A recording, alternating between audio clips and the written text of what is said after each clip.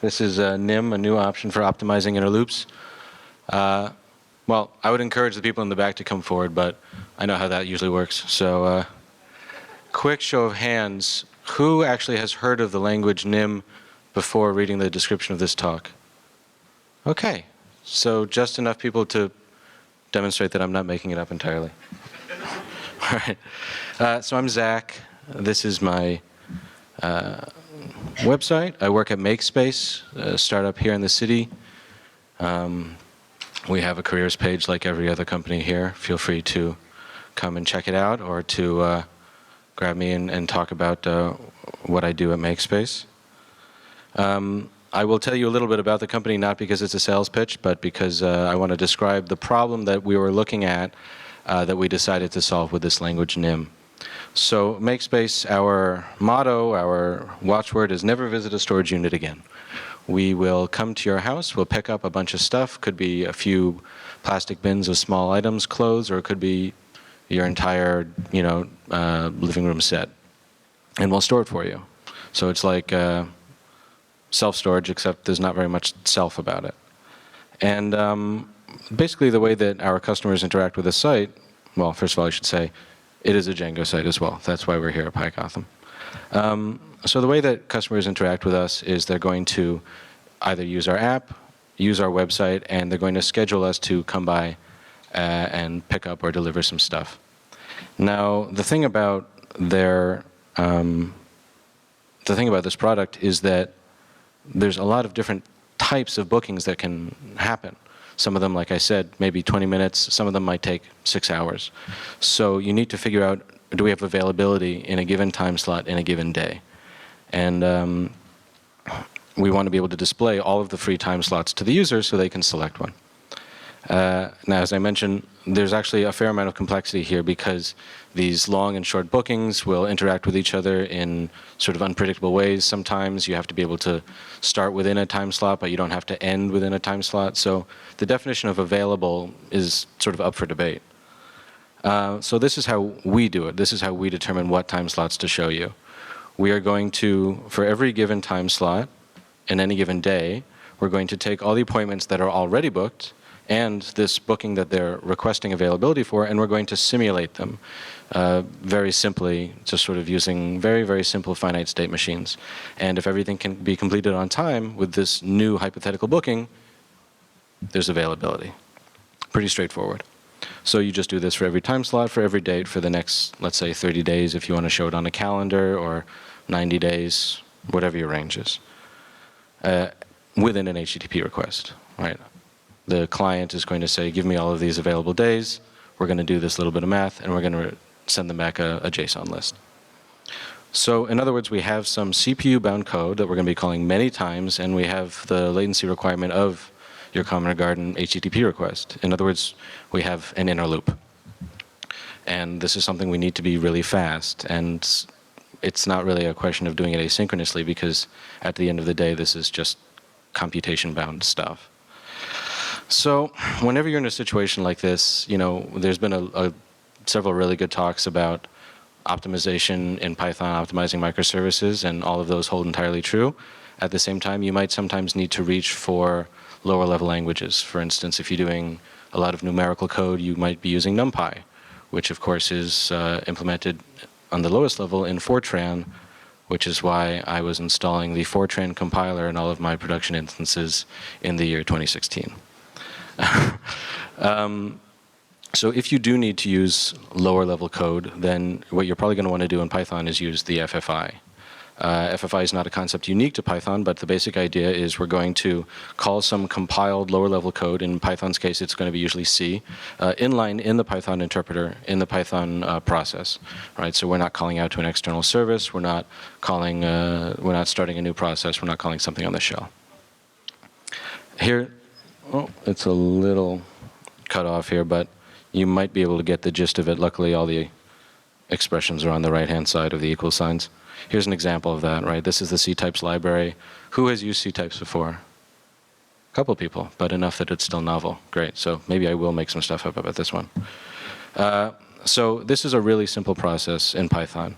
You use the cdll command, you load some object, in this case it's just the libc shared object, which you're going to find in pretty much any Unix operating system. You bind that to a variable, and then you have access to the functions that are exposed in that object. So in this case, we're calling libc.time. We can bind that. The thing over here is the letter t. So when we print t, we see the epoch, right? A really big number. So that's just kind of how foreign function interfaces work in general in Python. So my thing is, when I'm doing this, the number one thing I don't want to do is actually write C. I'm a Python developer. I'm allergic to C for several reasons. I don't need to lay them out for you guys. Some of you who might be more talented than I don't have this problem, but I suspect at least a couple of you do. And I know I'm not alone if I'm judging from this Google search. So I would love to write fast performance sort of systems level code without having to do, you know, manual memory management and the crazy C type system or lack thereof, right? So the question is, what are our options? So you can approach this at a pretty high level. Using C as a wrapper, you can do pretty much anything, right? You can write your modern systems performant code in Go or in D or in Rust. You can also use Python, which is kind of a whole other kettle of fish. Now, disclaimer, I'm not going to talk about why those other options were not appropriate for our use case. Those are great languages. Python is an amazing project. I encourage you to take a look at that just to see what you can do with it. If you want to grab me afterwards, I can talk about it. If you want to say, well, why didn't you do this? The answer is probably because I didn't know how. But I will talk about Nim. So Nim is a programming language. You can find it at nimlang.org. It's actually been around a relatively long time compared to maybe its prominence, but compared to any language that anybody actually uses, it's pretty young. And the kind of watchword there is efficient, expressive, and elegant. This is a very small language in terms of adoption, in terms of community, but we can sort of run through a little bit of what might make it useful for our use case. So first is that there are a lot of similarities between Nim and Python, especially in terms of the look of the language. It has significant white space. It has indentation controlling scope. It is also, like Python, garbage collected, so you can instantiate objects without having to worry too much about memory, manual allocation and deallocation. And indeed, a lot of the syntax, the keywords that you're going to use, are going to be very similar, if not identical. That said, there's also some things that make it distinctive that will hopefully make it appropriate for our use case. Off the bat, the first one is that it's compiled. It's compiled to a binary code, so you don't have the overhead of a runtime like an interpreted language. It's statically typed, which in addition to providing a certain amount of type safety and sort of help from a friendly compiler with a little bit more type inference than C, also gives you some performance boosts.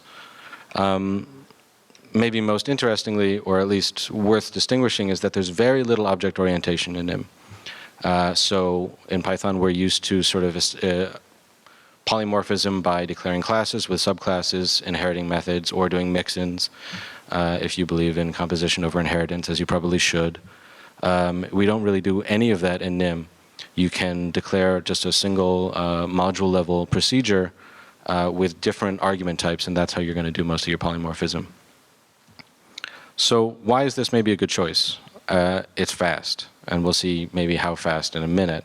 As I mentioned, it's also safe. A lot safer, I would argue, than C, at least for somebody who is not great at C, like myself.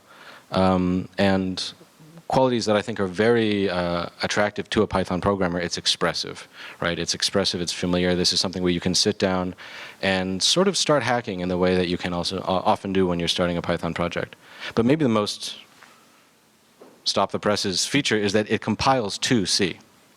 The way that the Nim compiler works is it will output highly optimized C code and then call your system's C compiler. So this is cool in terms of performance because it means we get to piggyback on all of the amazing, crazy, I don't understand it stuff that GCC or CLang do. But it also means that if we think back to Python with its C FFI and its C extensions interface, we might be able to use all of that to get done what we need to. So here's my one graphic of the slide, I think. And this just shows you what I just talked about, right? We start with a Nim source file.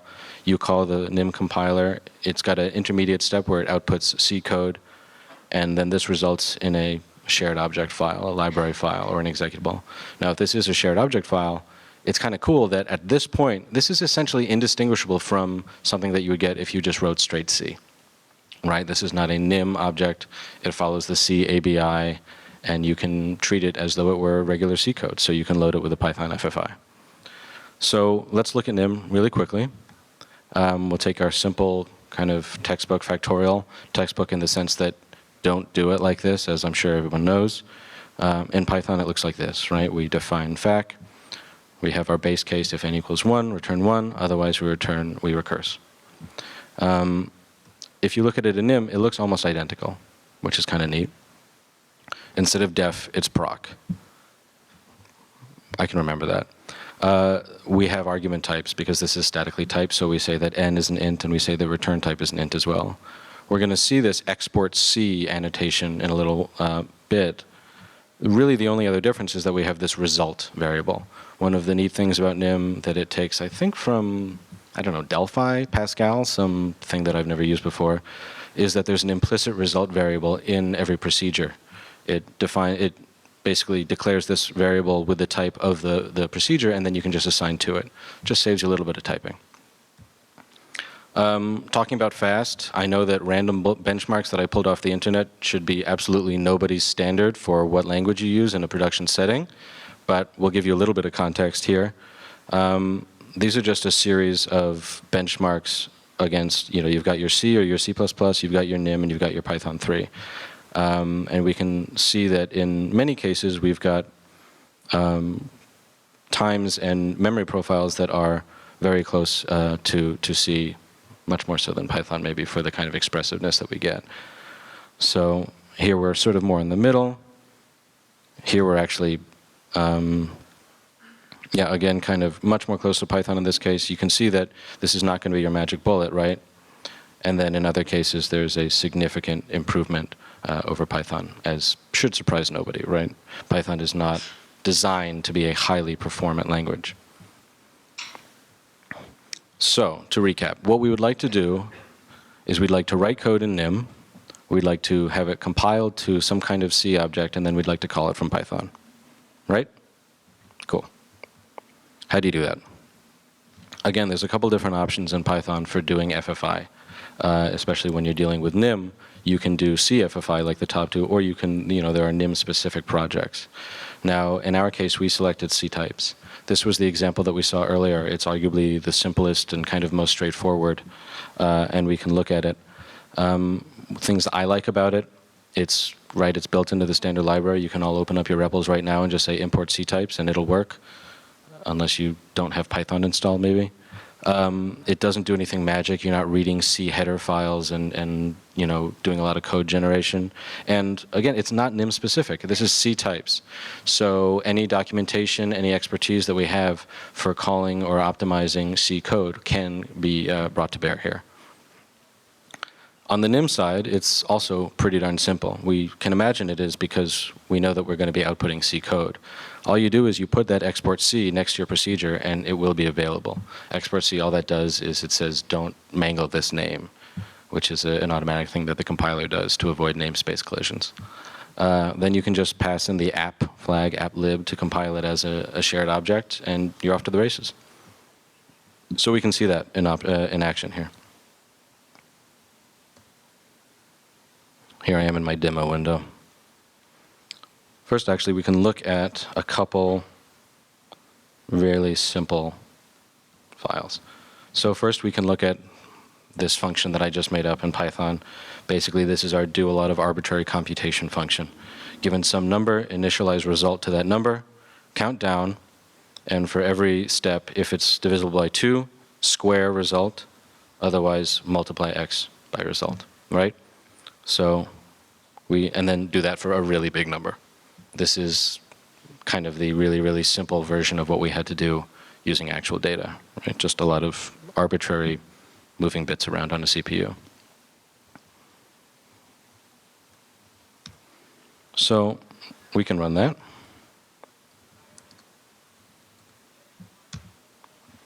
And we can wait.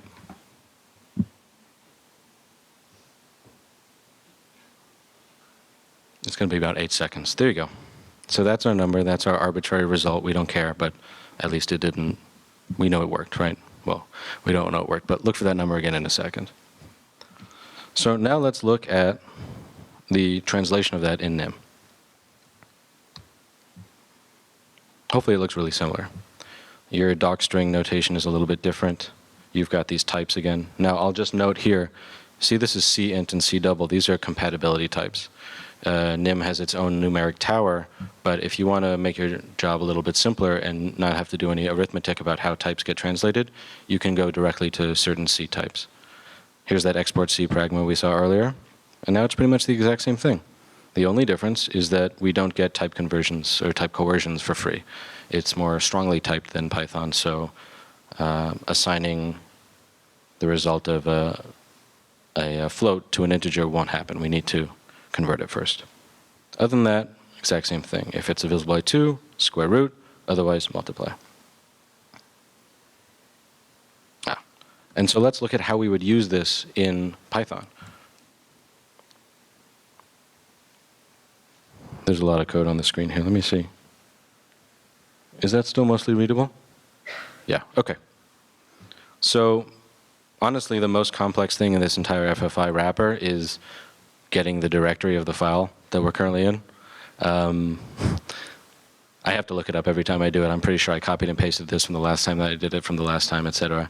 But we now have a path that ends with libf.so.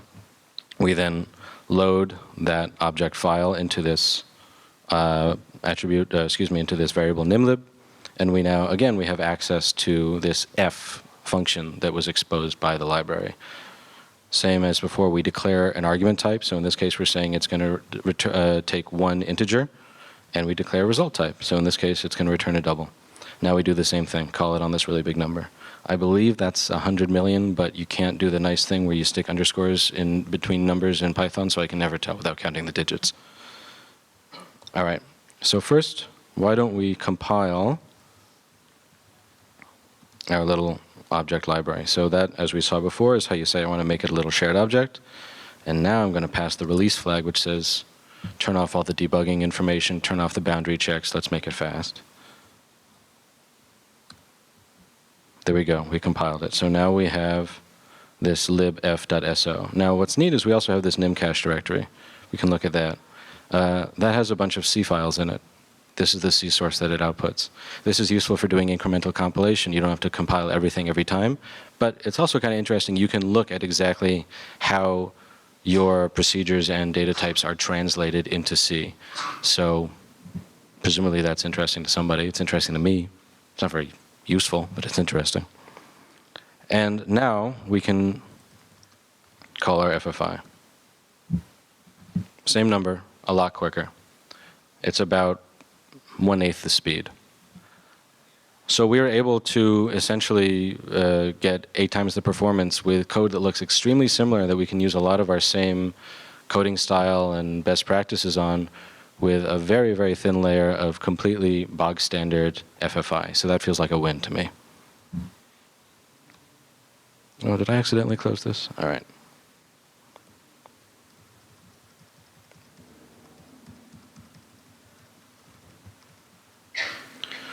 So the situation is not entirely rosy because Nim has a bunch of types that C doesn't have. It's much more like Python in that respect. For instance, it has sequences which work like lists. You can append things to collections without having to allocate new space, that sort of thing. And these are, they have to be realized in C, obviously, but the translation is not going to be that one-to-one. You can't say C and C double C sequence because there's no such thing. So to that end, you do need to know a little bit of how the Nim compiler translates these data structures. I have a library that I have put together that has this knowledge for you. This is extremely kind of in development alpha quality stuff, but the basic idea here is it's just going to wrap you know, it's going to provide C types that are essentially, or excuse me, it's going to provide Nim types that you can use in the same way as you'd use your C types in Python, and then just translate those into those C types objects. So again, there's very little magic here. It's just a matter of, for instance, those sequences are a pointer to the first element of a sequence and an integer representing the length. I don't need to know that. You don't need to know that. Only the computer needs to know that. So that is available. Again, it's very early days. Obviously, any development, any feedback would be appreciated. But I should mention that this is in production. That problem that I mentioned earlier is a real problem that we are solving at MakeSpace with Nim, and has been working very well since January is when we put this code into production. So I think we might be one of the very few companies in the Eastern Seaboard to be doing so, but there's always number two. That's it. How are we on time?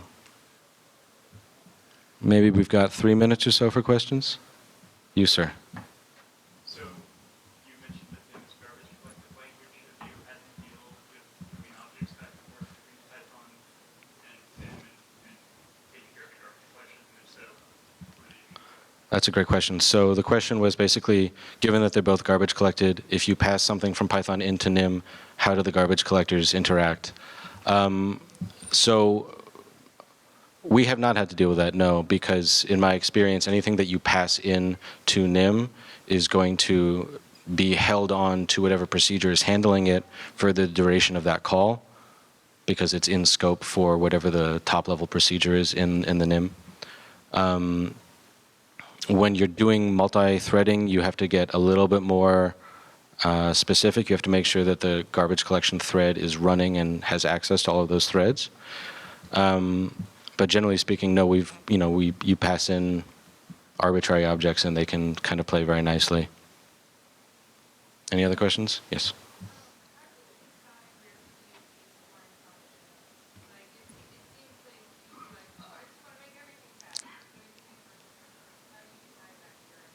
That's a great question. So the question was, how do you decide when to use this technique or one similar to it? And I think my answer would be, you need to pay a lot of attention to exactly what are the bounds of your code. Like what is causing this to slow down? A lot of the time, especially in web code, it's not going to be CPU usage. It's going to be maintaining open connections, waiting for HTTP requests, sharing files. So in all of those situations, this particular approach is not going to solve your problem. You're going to want a more asynchronous approach because async is really, you can do that on a single core, but you can still wait for some I/O operation to finish. So it's, in my experience, I reach for this when I find myself where the bottleneck is very clearly CPU oriented. And I should note, it's not like numerical, because then I can just use NumPy or pandas. I'm sorry? Oh, how do I debug? Sort of the same way I do in Python with a lot of print statements. Because this Nim actually has a pretty deep support for debuggers. It has support for GDB. It exposes the same kind of handles in the C ABI. Because again, really bad at C. I'm not the expert on that, but my understanding from folks who have much more experience debugging low-level C, C++ applications is they can actually use a lot of the exact same tools and techniques, and they're just looking at Nim procedures instead of C. Yep.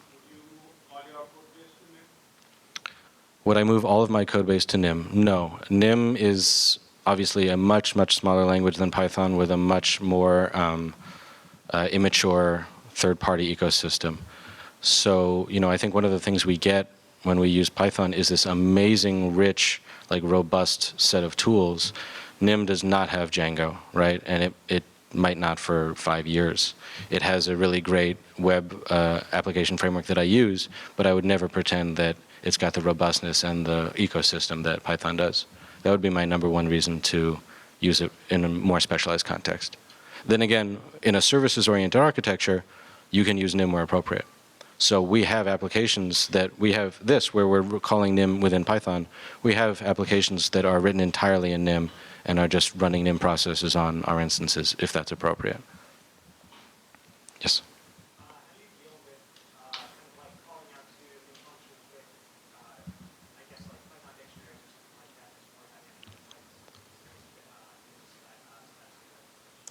That's a great question. I haven't had to do that because when I write the NIM code, I write it with types, and then I have to figure out how to, how to make it sort of typed language friendly.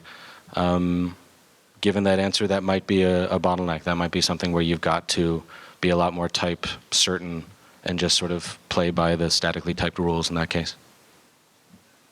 You showed in your benchmarks that I think one of the benchmarks had NIM code with a lot of a much bigger memory footprint. Is that a concern? Have you had to optimize there in any way, like drop down to C and The question was, one of the benchmarks had a NIM benchmark with a large memory footprint. Have we had to deal with that? The answer is no. In my experience, I've never encountered that sort of thing. But one thing I can say that might help with that case is that there's actually a couple different garbage collectors that are available in the NIM runtime that you can specify on the as a compiler flag, and you can also turn off garbage collection entirely. So if you do need to do more optimized manual memory management, that's going to be at your disposal. I got a couple minutes. One more question maybe, if there is one. No? All right. Thanks, guys.